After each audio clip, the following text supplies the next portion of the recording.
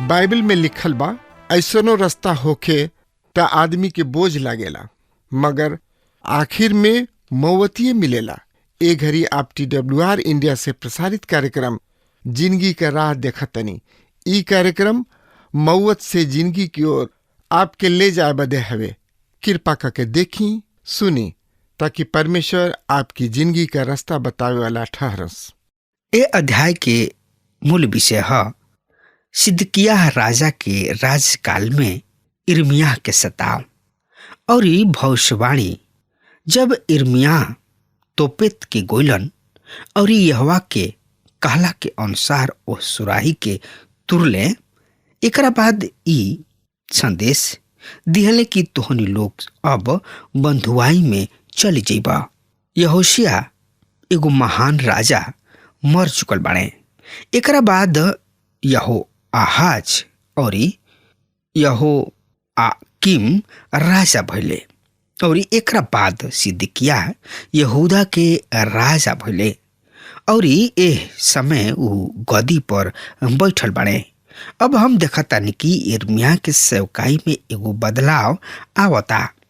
जब उ परमेश्वर के वचन के देताड़े, उ बहुत ही मूल्यवान है। यहाँ पर ध्यान दी कि सताव कहवा से शुरू भइल। ई याजक और परमेश्वर के भवन से शुरू भइल। आज भी परमेश्वर के काम में बाधा से शुरू होता। आजाद मानसिकता के कलिसिया परमेश्वर के वचन के त्याग देले। उ अपना खुद के नियम बनावेलन। उ अपना आप के विस्तृत विचारधारा के पालन करे वाला बतावेलन। लेकिन जब मूल बात सब आवेले, जब कोनो आदमी परमेश्वर के वचन के खातिर धारा और प्यार सब खत्म हो जाला। इर्मियाह के शारीरिक रूप से सताव स्थिर धर्म भवन से शुरू भइल। त एकरा बारे में जानकारी खातिर वह हमरा संगे आपन पवित्र शास्त्र बाइबल निकाल ली। इर्मियाह नबी की किताब 20 अध्याय के 3 पद में एह तरी से लिखल बा। तब दूसरा दिन ऐसन भइल कि जब पसहूर इर्मियाह के काट से आजाद कइलन त इर्मियाह उनका से कहलन, यह परमेश्वर तोहरा के जौना नाम पुकारले उ पसहूर ना बल्कि मार्गो मी साबीब ह। मित्र, मार्गो मिसाबीब के मतलब चारू ओर भय ही भय। इर्मियाह पसहूर से कह रहल बने, जवन भी जगह ओकरा से संबंधित बा चारू तरफ भय ही भय बा। मित्र, त एकरा बारे में जानकारी खातिर रुआ हमरा संगे यही अध्याय के 4 पद एह तरी से बता रहल बा। सुनि ध्यान से, काहे कि यहोवा परमेश्वर एह तरी कहताणे, देख हम तोहरा के खुद तोहरा खातिर और तोहरा सब मित्र के खातिर भय के कारण बने जा रहल बानी और तोहरा देखत देखत उ अपना दुश्मन सब के तलवार के कवर बन जाई। ए तरी हम संपूर्ण यहूदा के बेबीलोन के राजा के हाथ के बस में क देब और उ ओहनी लोग के तलवार के घात उतरी हैं। ई एगो भविष्यवाणी है जौना पर इर्मियाह बार बार जोर दे रहल बने। दक्षिणी राज बंधुआई में जा रहल बा। एकरा के कुछ भी नइखे रोक सकत। परमेश्वर कहले कि यदि सामुएल और मूसा भी होकिते त एकरा से एह योजना में कोनो फर्क ना आइत। अब बहुते देर हो चुकल बा। लोग परमेश्वर से बहुते दूर जा चुकल बाड़े। लोग परमेश्वर के त्याग चुकल बाड़े। यहाँ तक कि राजा लोग भी इहे हाल बा। राजा लोग के भी इहे दशा बा। अब हमनी के एह बात पर विचार करे के बा कि इर्मियाह के ऐसन लाग रहल होई जब वो त्याग और भुला दिहल गोल रहे, लेकिन अभी तक वो शारीरिक रूप से सताव में ना रहन, लेकिन अब बाड़े। याद रखी कि जब ऊ संदेश देत रहन त उनकर दिल टूट जात रहे और यह पद के छोड़े चाहत रहन। इर्मियाह नबी की किताब 20 अध्याय के 9 पद एह तरी से बता रहा बा, पर यदि हम कहीं हम उनकर चर्चा ना करब और ना उनका नाम से बोलब त हमारा दिल में और हमार हड्डी सब के भीतर बंद एगो धधकत आगी के ऐसन बन जाला और हम एकरा के रोकत रोकत थाकी गइल बानी। अब हमरा से सहल नइखे जात। मित्र, इर्मियाह कह रहल बाने, इस संदेश से हमार दिल टूट जाता। धार्मिक अगुआ हमरा के सता रहल बाने, लोग हमरा के छोड़ दे रहल बाने, ऐसे हम ए पद के छोड़े चाहता नहीं। लेकिन जब ऊ ए पद के छोड़े चाहत रहन त पौले की परमेश्वर के वचन उनकर हड्डी सब में आग के समान ह और ऊ कहताने, अब तो हम बोलब, एकरा से ज्यादा और सहन नहीं कर सकत। एह तरी से परमेश्वर के वचन के बोलल परमेश्वर के दास के चिन्ह। रुआ कैसन महसूस कर रहल बानी? का राउर सेवकाई एगो नौकरी के तरीबा या राउर सेवकाई में राउर दिल पूरा तरी से समाइल बा? यदि रुआ परमेश्वर के प्यार करतानी तो परमेश्वर के वचन के लोगन तक पहुंचावे के चाहिए। तब रुआ अपना काम के सौभाग्य के बात समझब। रुआ इर्मियाह के दिल में जवन द्वंद्व हो रहल बा ओकरा के बढ़िया तरी से समझिना। ऐसना समय में वही पुराना बात के याद कर रहल बाने। 20 अध्याय के 14 और 15 पद एह तरी से बता रहल बा। यही अध्याय के, श्रापित हो उ दिन जौना में हम पैदा भइनी, जौना दिन हमार महतारी हमरा के जन्म दिहली, उ धन होके। श्रापित हो उ मनुष्य जे हमरा बाबू किने आके कहलस, तोहार एगो बेटा पैदा भइल बा, और ओकरा के बहुते आनंदित क दिहले। इर्मियाह अपना आप से घृणा कर रहल बाड़े और कहताने कि यदि हम पैदा ना होखती तो बहुते बढ़िया होखित। पढ़ी इर्मियाह नबी की किताब 20 अध्याय के 18 पद एक तरी से बता रहल बा, हम गर्भ से जन्म ही काहे लिहनी कि संकट और दुख के देखी, जौना से कि हमार दिन लज्जा में ही बीतत होखे। यहाँ पर ऊ कहताने कि हम पैदा ही ना भइल रही थी। एलिया भी झाऊ के फेड़ के नीचे बैठ के मृत्यु के मंगले रहन।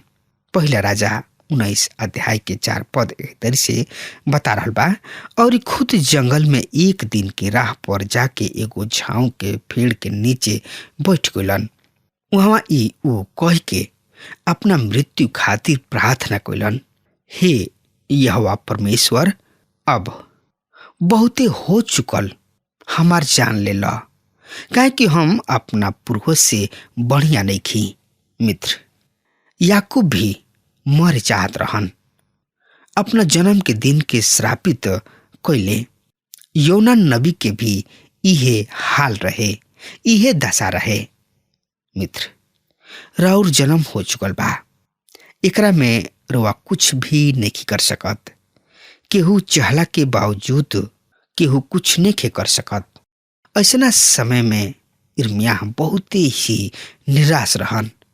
उनका प्रोत्साहन के जरूरी रहे, फिर भी ऊ परमेश्वर के वचन के लोगन तक पहुंचावत रहन।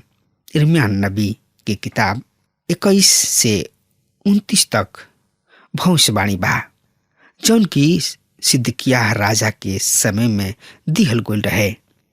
आगे 21 और 22 में नबूकदनेस्सर के बारे में सिदकिय्याह के जवाब। आई अब देखल जाओ इर्मियाह नबी की किताब 21 अध्याय के 1 और 2 पद एह तरी से बता रहल बा। यह परमेश्वर के वचन इर्मियाह के पास ओ समय पहुंचल जब सिदकिय्याह राजा ऊ मिल्किय्याह के बेटा पसहूर और मासेयाह के बेटा सपन्याह याजक के ई कही के उनका किने पहुंचल, कृपया क के हमरा खातिर यहोवा से पूछा, काहे कि बेबीलोन के राजा नबूकदनेस्सर हमरा विरुद्ध युद्ध कर रहल बने। कदाचित यहोवा परमेश्वर आपन ओह सब अद्भुत काम के अनुसार हमरा से ऐसन व्यवहार करे कि शत्रु हमरा किने से चल जाओ। ई बहुते ही रुचकर बात बा। जब सिदकिय्याह सचमुच समस्या में पड़ले, ऊ यिर्मयाह किने अपना लोगन के भेजतड़े, जौन की सचहु में परमेश्वर के वचन देत रहन। ऊ सुव्यवस्थित धार्मिक लोगन से सहायता ना मांगले। सच में भाई बहन, जब रुआ कठिनाई में होकिना तो परमेश्वर के वचन ही केवल रुआ के संतुष्ट कर सकता। सिदकिय्याह के लोग यिर्मयाह के पास आवेले और ऊ उनका के बतौले कि नबूकदनेस्सर उनका किने आ रहल बने और पूरा रीति से उनका के नाश करी हैं। केवल एक ही रास्ता बा कि परमेश्वर के ओर लौट आवे। तो एकरा बारे में और ज्यादा से ज्यादा जानकारी खातिर रुआ हमरा संगे पढ़े, सुने, समझे खातिर रुआ अपन पवित्र शास्त्र बाइबल में देखी। यिर्मयाह नबी की किताब 21 अध्याय के 8 पद यानी लोगन से ई भी कही यह परमेश्वर एह तरी से कहताने, देख हम तोहनी लोग के सामने जिंदगी के राह और मृत्यु के राह राखतानी। इहे परमेश्वर आज रुआ और हमरा से कह रहल बने, जौन उद्धार यीशु मसीह के द्वारा रुआ खातिर बा। परमेश्वर कहताने कि ऊ अपना प्रभु के रुआ खातिर मरे खातिर भेजले, ताकि ऊ राउर पाप के दाम चुकावे। ऊ जी उठले ताकि रुआ धार्मिकता के प्राप्त करी। जब रुआ बचे चाहताने तो उनका किने आवा, बपतिस्मा लिही और विश्वास करी कि यीशु मसीह राउर उद्धार करता हवे। जब रुआ ऐसन करतानी तब परमेश्वर के दास बन जाइना। परमेश्वर कहताने ई हमार राह ह, जौन की तोहरा खातिर भी बा। चाहे रुआ एकरा के अपनाई या छोड़ दीही, रुआ सामने मृत्यु और जिंदगी दोनों बा।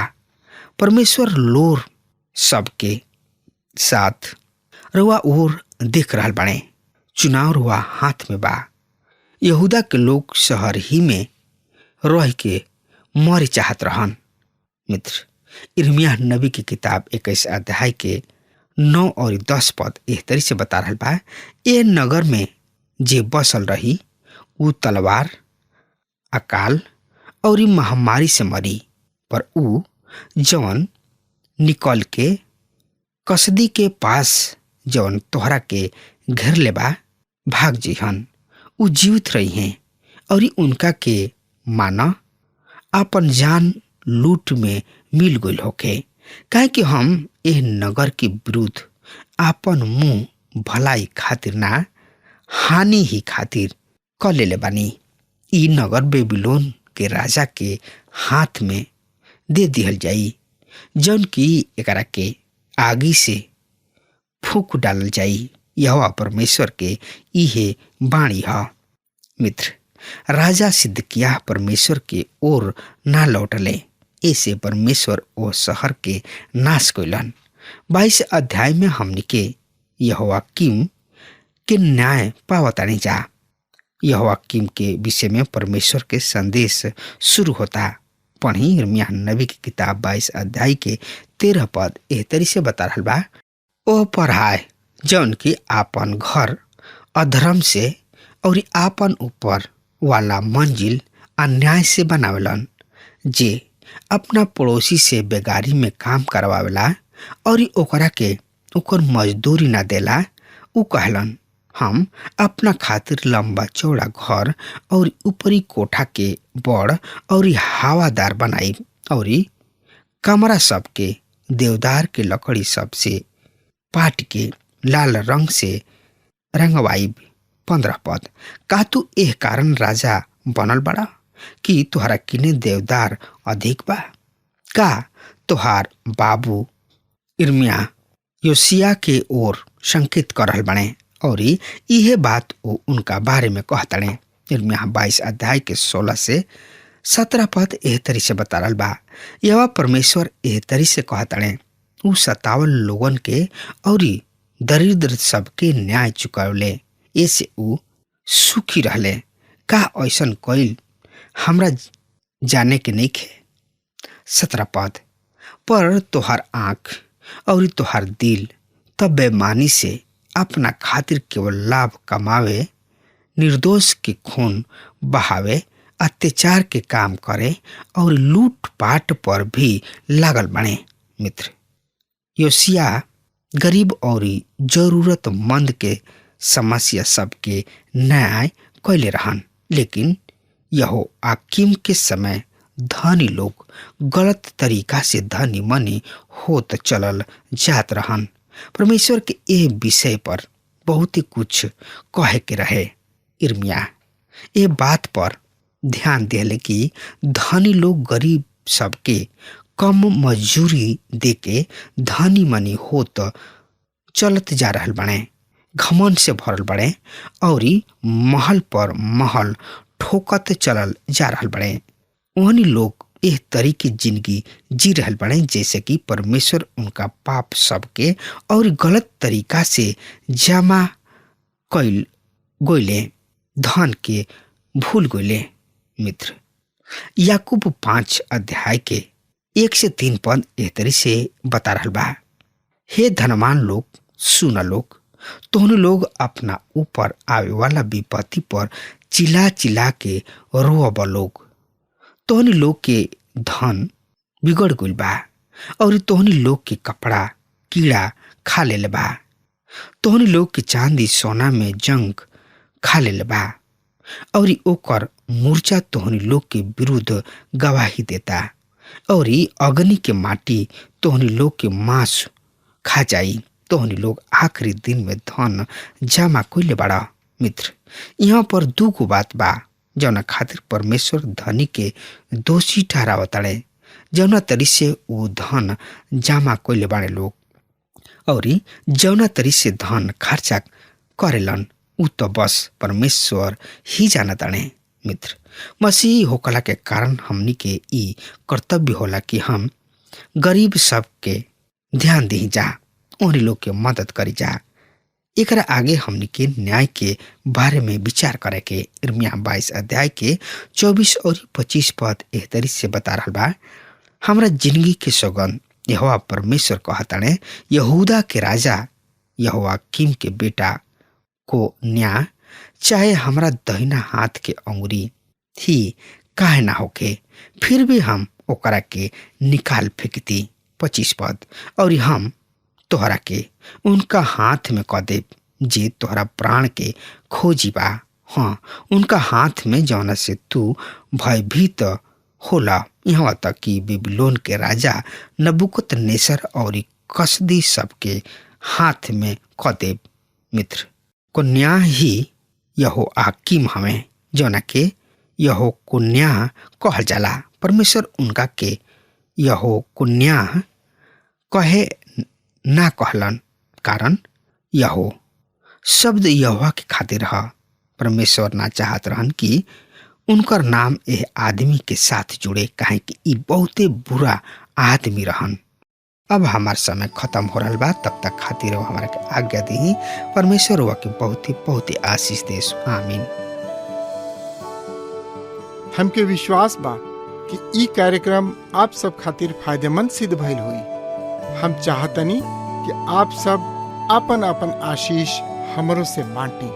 अगर आप सबके लगे बाइबल से चाहे आपकी निजी जिंदगी से कोनो सवाल होके, चाहे कोनो समस्या खातिर प्रार्थना करावे चाहतनी, तो हमारी फोन नंबर पर जरूर संपर्क करें। परमेश्वर आप सबके बहुत आशीष प्रदान करें और आज का दिन आप खातिर सुखद बनावे।